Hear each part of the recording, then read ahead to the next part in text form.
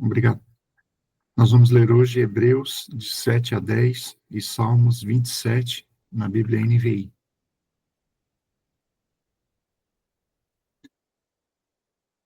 Hebreus 7.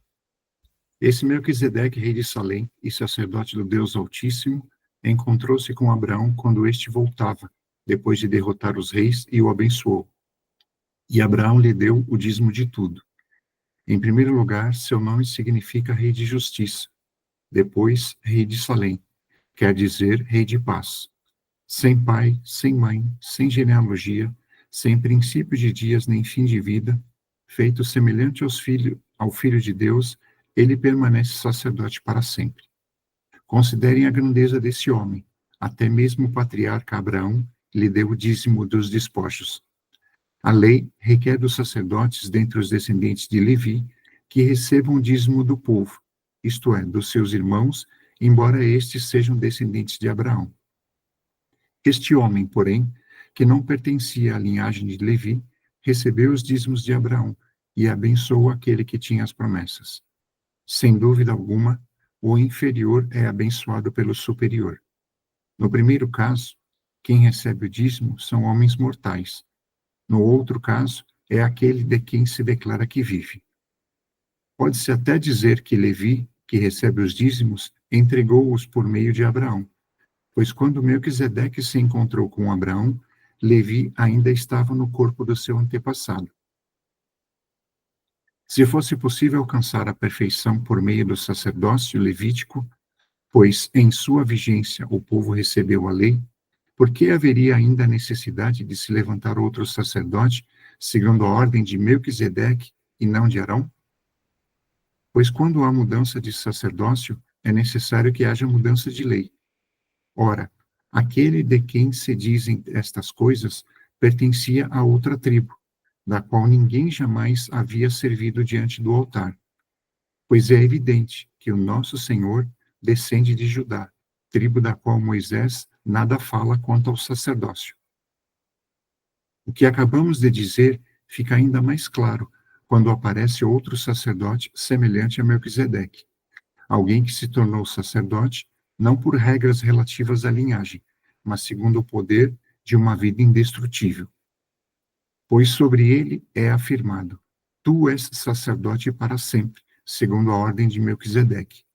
A ordenança anterior é revogada, porquanto era fraca e inútil, pois a lei não havia aperfeiçoado coisa alguma, sendo introduzida uma esperança superior pela qual nos aproximamos de Deus. E isso não aconteceu sem juramento. Outros se tornaram sacerdotes sem qualquer juramento, mas ele se tornou sacerdote com juramento, quando Deus lhe disse: o Senhor jurou e não se arrependerá. Tu és sacerdote para sempre. Jesus tornou-se, por isso mesmo, a garantia de uma aliança superior.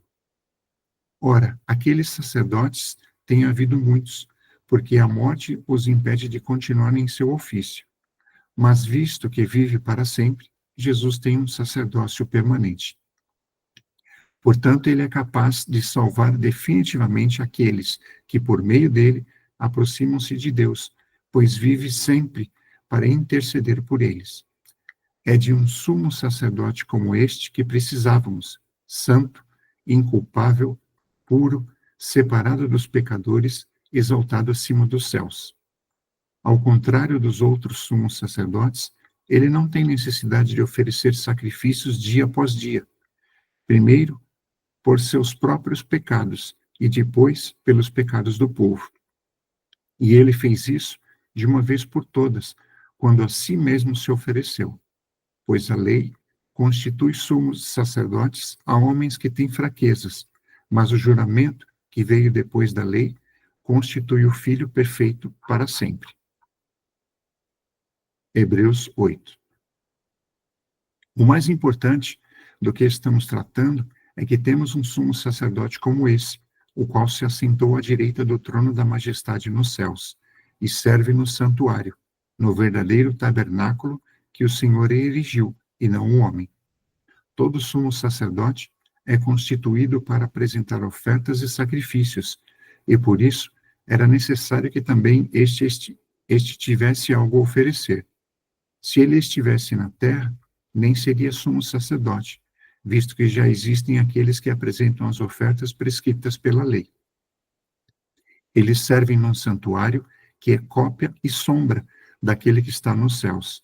Já que Moisés foi avisado que estava para construir os tabernáculos, tenha o cuidado de fazer tudo segundo o modelo que lhe foi mostrado no monte.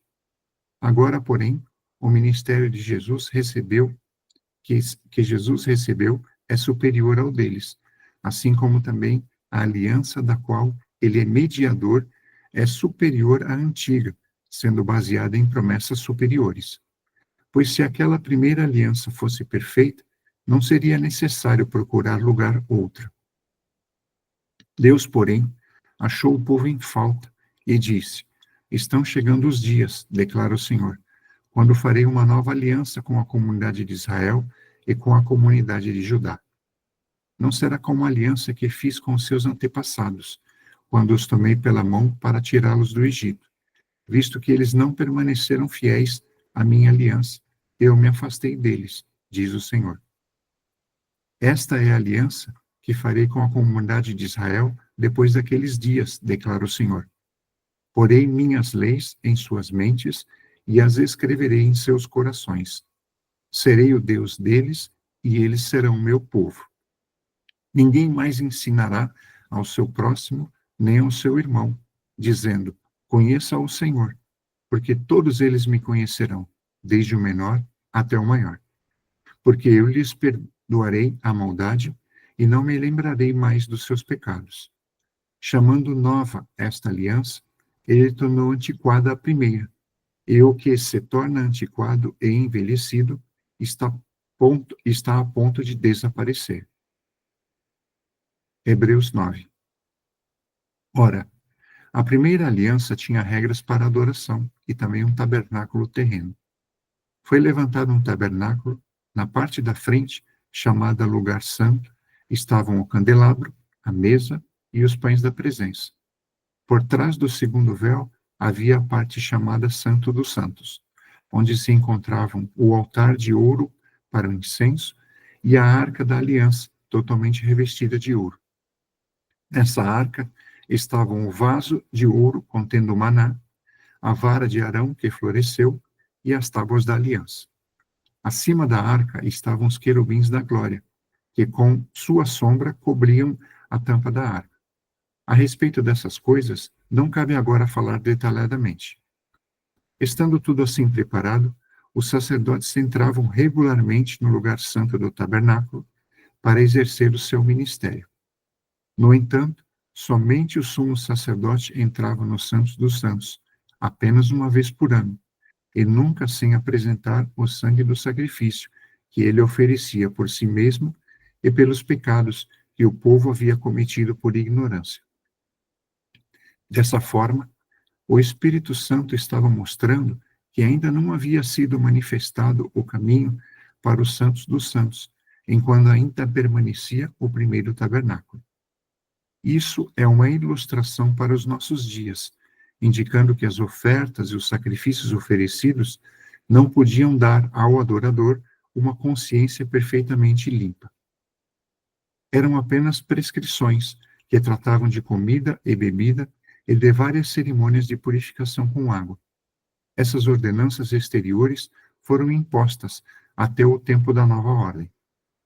Quando Cristo veio como sumo sacerdote dos benefícios agora presentes, ele adentrou o maior e mais perfeito tabernáculo, não feito pelo homem, isto é, não pertencente a esta criação.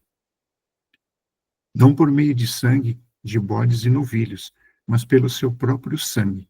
Ele entrou no Santos dos Santos uma vez por todas e obteve eterna redenção. Ora, se o sangue de bodes e touros e as cinzas de uma novilha espalhadas sobre os que estão cerimonialmente impuros os santificam de forma que se tornam exteriormente puros, quanto mais então o sangue de Cristo, que pelo Espírito eterno se ofereceu de forma imaculada a Deus, purificará a nossa consciência de atos que levam à morte, de modo que sirvamos ao Deus vivo. Por essa razão, Cristo é o mediador de uma nova aliança para que os que são chamados recebam a promessa da herança eterna, visto que ele morreu como resgate pelas transgressões cometidas sobre a primeira aliança. No caso de um testamento, é necessário que comprove a morte daquele que o fez, pois um testamento só é válido no caso de morte, uma vez que nunca vigora enquanto está vivo aquele que o fez. Por isso, nem a primeira aliança foi sancionada sem sangue. Quando Moisés terminou de proclamar todos os mandamentos da lei a todo o povo, levou o sangue de novilhos e de bodes, juntamente com água, lã vermelha e ramos de hisopo, e aspergiu o próprio livro e todo o povo, dizendo: Este é o sangue da aliança que Deus ordenou que vocês obedeçam. Da mesma forma, aspergiu com o sangue o tabernáculo e todos os utensílios das suas cerimônias. De fato, segundo a lei, quase todas as coisas são purificadas com sangue, e sem derramamento de sangue não há perdão. Portanto, era necessário que as cópias das coisas que estão nos céus fossem purificadas com esses sacrifícios, mas as próprias coisas celestiais com sacrifícios superiores. Pois Cristo não entrou em santuário feito por homens, uma simples representação do verdadeiro. Ele entrou no próprio céu, para agora se apresentar diante de Deus em nosso favor. Não, porém, para se oferecer repetidas vezes à semelhança do sumo sacerdote que entra no Santos dos Santos todos os anos, com sangue alheio. Se assim fosse, Cristo precisaria sofrer muitas vezes, desde que o começo do mundo. Mas agora, ele apareceu uma vez por todas no fim dos tempos, para aniquilar o pecado mediante o sacrifício de si mesmo. Da mesma forma, como o homem está destinado a morrer uma só vez e depois disso enfrentar o juízo, assim também Cristo foi oferecido em sacrifício uma única vez, para tirar os pecados de muitos. E aparecerá segunda vez, não para tirar o pecado, mas para trazer salvação aos que o aguardam. Hebreus 10. A lei traz apenas uma sombra dos benefícios que hão de vir, e não a realidade dos mesmos. Por isso, ela nunca consegue, mediante os mesmos sacrifícios repetidos ano após ano, aperfeiçoar os que se aproximam para adorar. Se pudesse fazê-lo, não deixariam de ser oferecidos, pois os adoradores têm sido purificados uma vez por todas, não mais se sentiriam culpados de seus pecados. Contudo, esses sacrifícios são uma recordação anual dos pecados, pois é impossível que o sangue de touros e bodes tire pecados. Por isso, quando Cristo veio ao mundo, disse: Sacrifício e oferta não quiseste, mas um corpo me preparaste. De holocaustos e ofertas pelo pecado não te agradaste. Então eu disse: Aqui estou. No livro está escrito a meu respeito. Vim para fazer a tua vontade, ó Deus. Primeiro ele disse: Sacrifícios, ofertas, holocaustos e ofertas pelo pecado não quiseste, nem deles te agradaste, os quais eram feitos conforme a lei. Então acrescentou: Aqui estou, vim para fazer a tua vontade. Ele cancela o primeiro para estabelecer o segundo. Pelo cumprimento dessa vontade, fomos santificados, por meio do sacrifício do corpo de Jesus Cristo, oferecido uma vez por todas. Dia após dia, todo sacerdote apresenta-se e exerce os seus deveres religiosos. Repetidamente, oferece os mesmos sacrifícios que nunca podem remover os pecados. Mas quando este sacerdote acabou de oferecer, para sempre, um único sacrifício pelos pecados, assentou-se à direita de Deus. Daí em diante, ele está esperando até que os seus inimigos sejam colocados como estrado dos seus pés. Porque, por meio de um único sacrifício, ele aperfeiçoou para sempre os que estão sendo santificados. O Espírito Santo também nos testifica a este respeito. Primeiro ele diz: Esta é a aliança que farei com eles depois daqueles dias, diz o Senhor. Porei as minhas leis em seus corações e as escreverei em suas mentes. E acrescenta: dos seus pecados e iniquidades, não me lembrarei mais. Onde essas coisas foram perdoadas, não há mais necessidade de sacrifício pelo pecado. Portanto, irmãos, temos plena confiança para entrar no Santos dos Santos pelo sangue de Jesus, por um novo e vivo caminho que ele nos abriu por meio do véu, isto é, do seu corpo. Temos, pois, um grande sacerdote sobre a casa de Deus.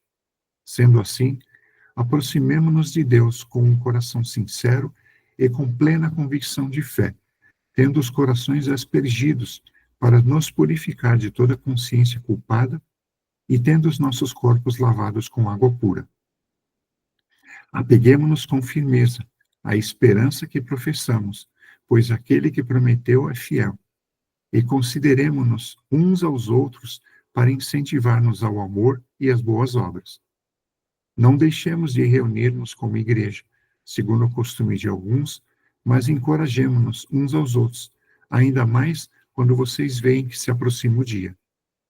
Se continuarmos a pecar deliberadamente, depois que recebemos o conhecimento da verdade, já não resta sacrifício pelos pecados, mas tão somente uma terrível expectativa de juízo e de fogo intenso que consumirá os inimigos de Deus.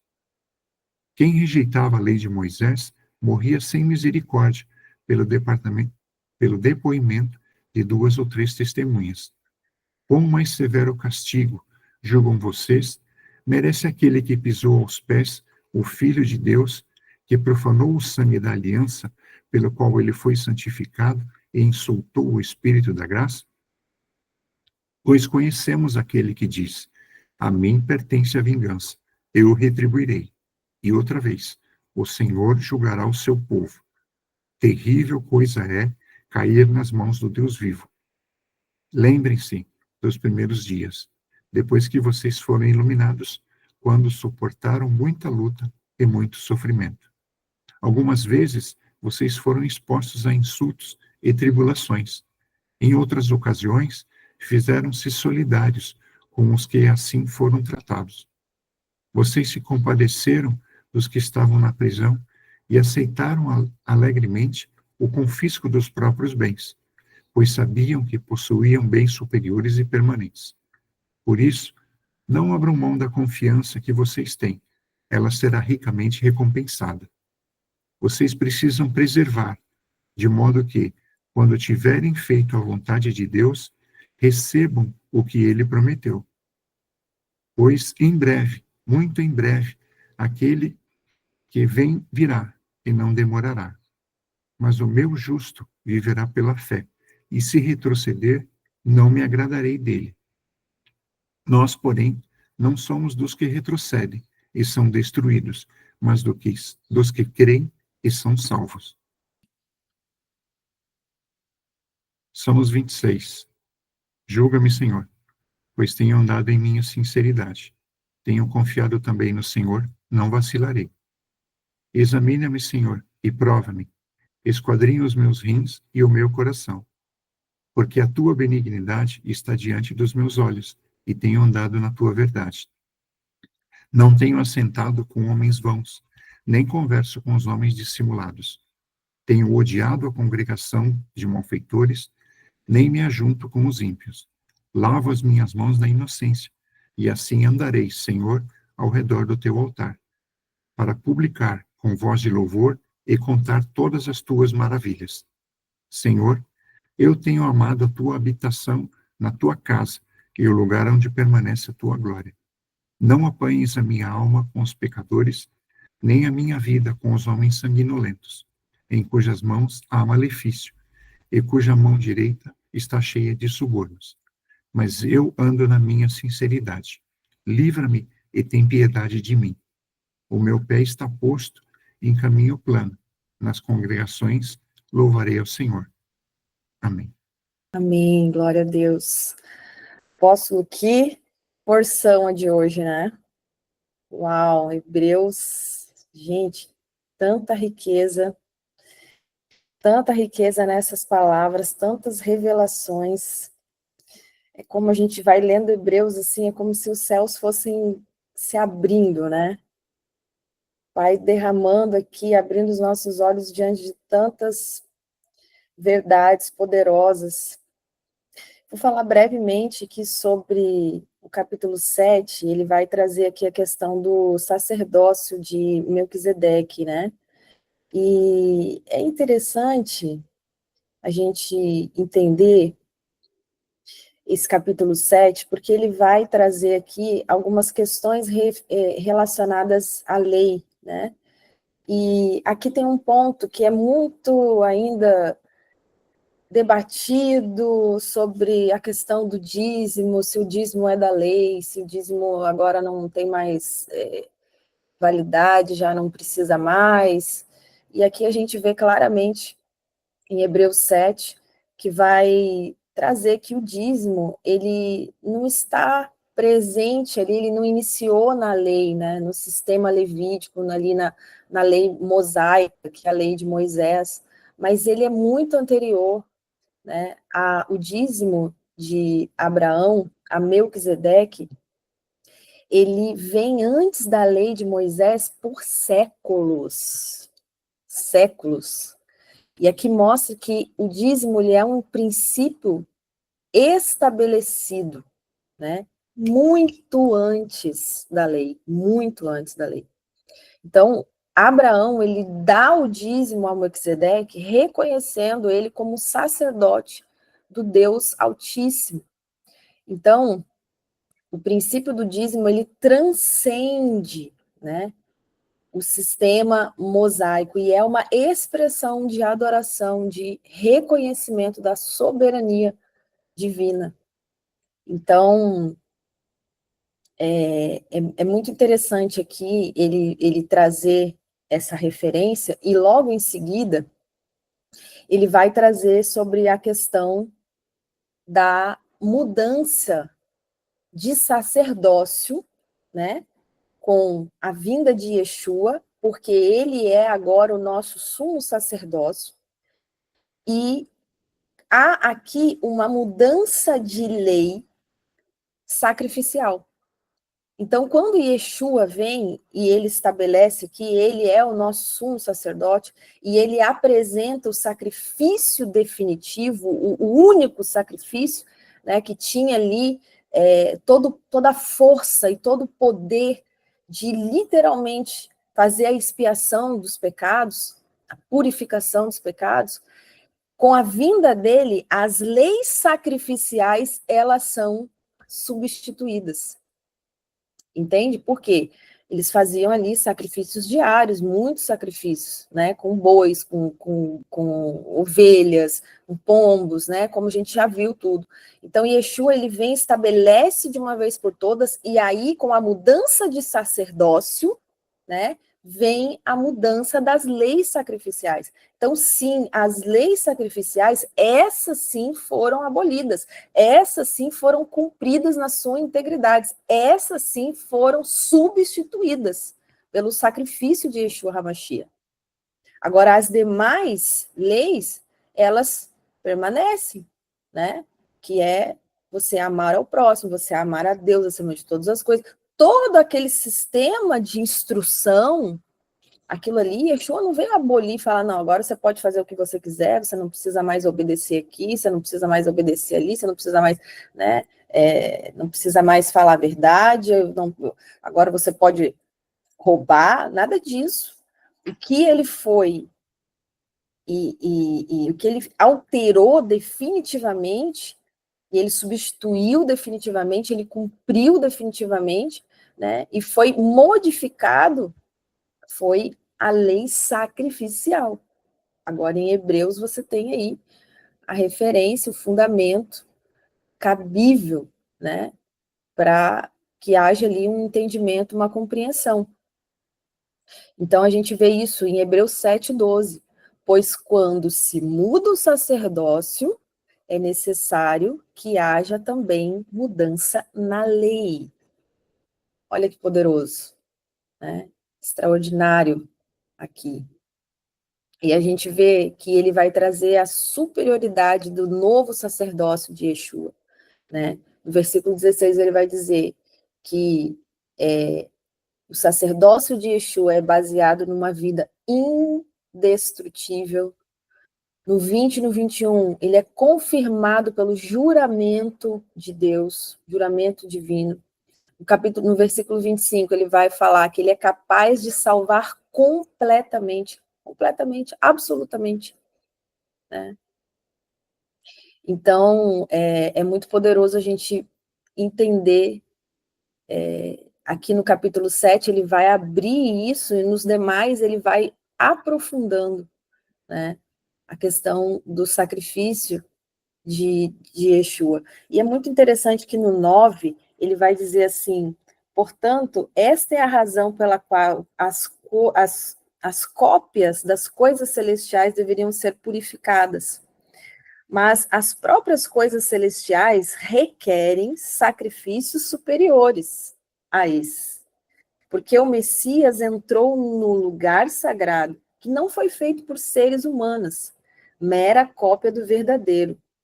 Chega a me arrepiar, gente, quando a gente lê isso, porque a gente entende que muitas coisas do que acontece aqui no terreno são alegorias dos céus, são cópias dos céus, né? O nosso próprio sistema judiciário, onde a gente tem a figura do juiz, né, a figura do advogado, a figura do acusador, é exatamente uma alegoria dos céus, e a gente vê que há todo um sistema legal, um sistema de leis, né, e aí olha que interessante, né, quando a gente vê aqui essas figuras, o justo juiz, né, Deus como o juiz, aquele que julga todas as coisas, e Yeshua como nosso advogado, né, e o acusador, você já sabe, né, concorrência, né, mas aqui a gente vê Hebreus trazendo isso também, essa questão da alegoria, essa questão das cópias, né, quando ele fala aqui sobre o tabernáculo, que o tabernáculo era uma cópia, né, daquilo que